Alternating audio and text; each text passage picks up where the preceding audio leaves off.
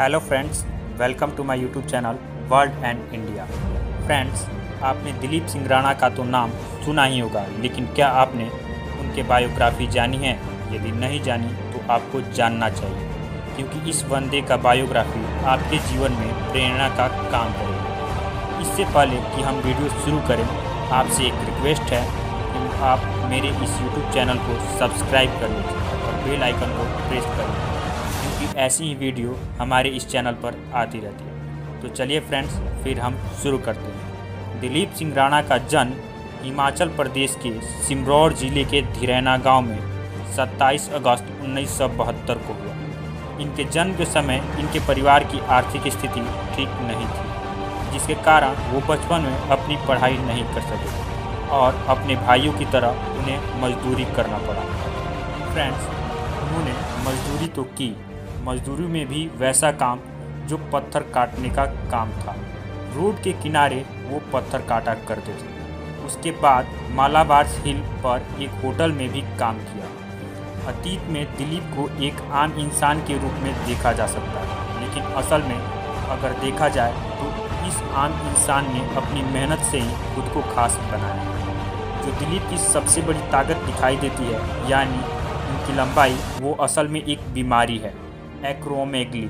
एक ऐसी बीमारी जिसकी वजह से शरीर के हार्मोन्स में गड़बड़ी होने लगती है और शरीर की ग्रंथियां ज़्यादा बढ़ने वाला हार्मोन बनाती है, यानी इंसान की हाइट, हाथ, पैर सब कुछ बढ़ने लगता है। अपनी हाइट के कारण दिलीप सिंह राणा अपने गांव में बहुत लोकप्रिय थे, लेकिन उन्होंने इस रोग को अपना कमजोरी नहीं बनने दिया। कुश्ती और पहलवानी की ओर अपना ध्यान लगाया और 1995 से 96 में मिस्टर इंडिया बॉडी बिल्डर का खिताब भी जीता।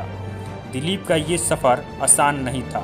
रास्ते में कई बड़े रोड थे, तो कई बार समय खुद उनके खिलाफ था, लेकिन वो आगे बढ़ते गए। दिलीप सिंह को पुलिस की नौकरी किस्मत में ही मिली।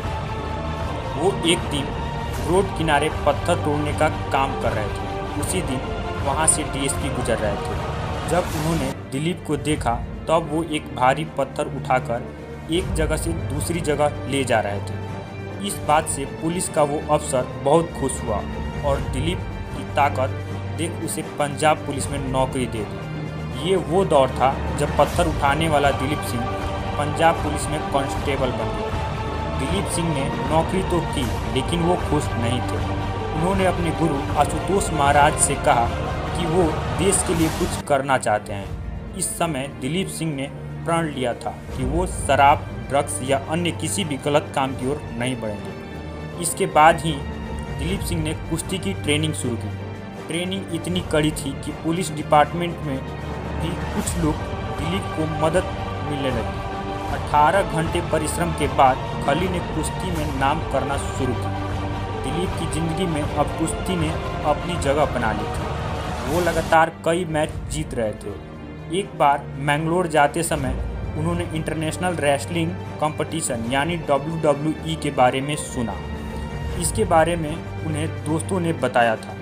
उससे पहले WWE का नाम भी नहीं सुना था। उस दिन दिलीप ने जाना था कि the Undertaker, Kane, Big Show, the Rock और भी सुपरस्टार हैं और उन्हें लाखों करोड़ों लोग पसंद करते हैं। उनके मन में भी यही चाहत जागी। पर आखिर पंजाब पुलिस का एक बंदा कैसे अमेरिका जा सकता था? सपने देखने तक तो ठीक था, लेकिन दिलीप को तो वहाँ भी भाषा भी नहीं आती थी। वहाँ जाने का खर्च उठाना तो बहुत दूर की बात थी। दिलीप ने अपने दोस्तों से इस बारे में बात की और स्पॉन्सर ढूंढने लगे, जो खली को अमेरिका भेज दा। उन्हें इसके बारे में कोई जानकारी नहीं है कि आखिर वहां जाने के लिए किस चीज़ की ज़रूरत होती है। सबसे पहले शुरुआत हुई बेहतर ट्रेनिंग एकेडमी की।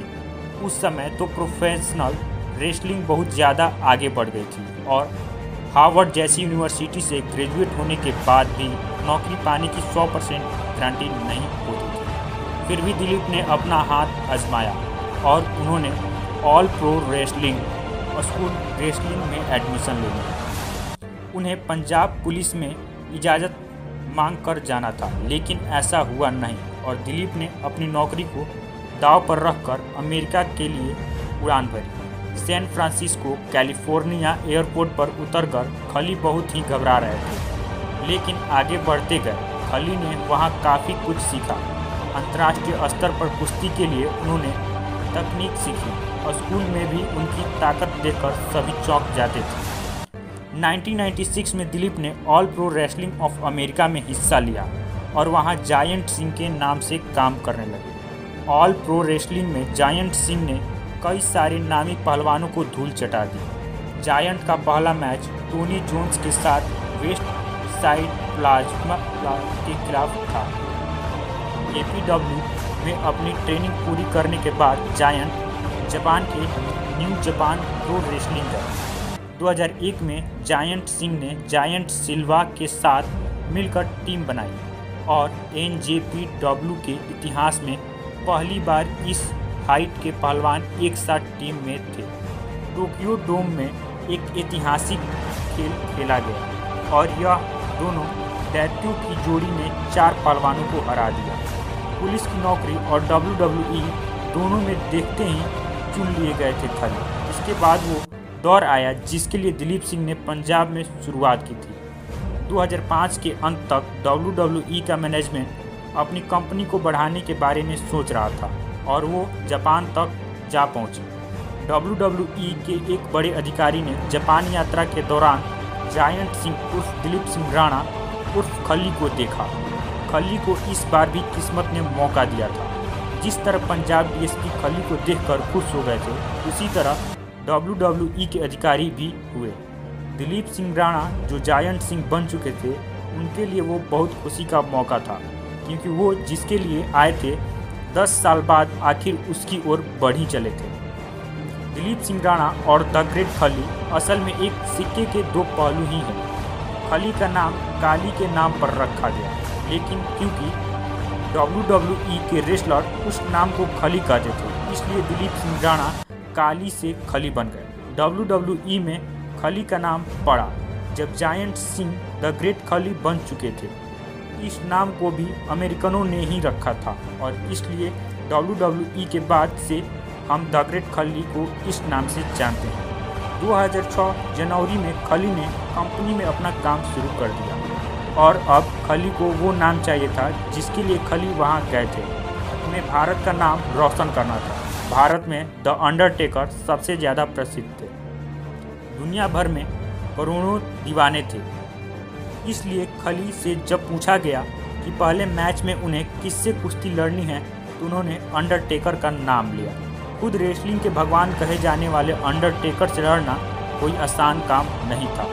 7 अप्रैल 2006 खली का पहला मैच था। खली ने अंडरटेकर को हरा दिया, पर किसी कारण से इस मैच का फैसला नहीं आ पाया था। उस समय तक खली को ऑन नेम सिंह कहा जाता था, लेकिन एक हफ्ते बाद खली नाम मिला और बड़े ही चाव में रिंग पर बताया गया कि अब आखिरकार एक ऐसा पहलवान है जो अंडरटेकर को ध्वस्त कर सकता है। 21 अप्रैल के स्मैकडाउन एपिसोड में खली ने अपना पहला डेब्यू किया और जापानी पहलवान सोची किनाकी को हराया। सलमान खान के साथ बिग बॉस के सेट पर खली ने कई फिल्में भी की है। खली ने इसके बाद पीछे पलटकर नहीं दिखा। खली को फिल्मों में भी रोल मिलने लगे। हॉलीवुड बॉलीवुड के साथ खली बिग बॉस सीजन 4 में भी आए। अब वो पंजाब में अपना रेसलिंग स्कूल खोले हुए हैं। खली ने यकीनन वो कर दिखाया जो उन्होंने सोचा था। रोड पर पत्थर तोड़ने वाला एक आम आदमी कैसे द ग्रेट खली बनना, इसकी कहानी तो सभी बताते हैं, लेकिन दिलीप सिंह राणा का संघर्ष ही वो जिसने खली को पहचान दिलाई।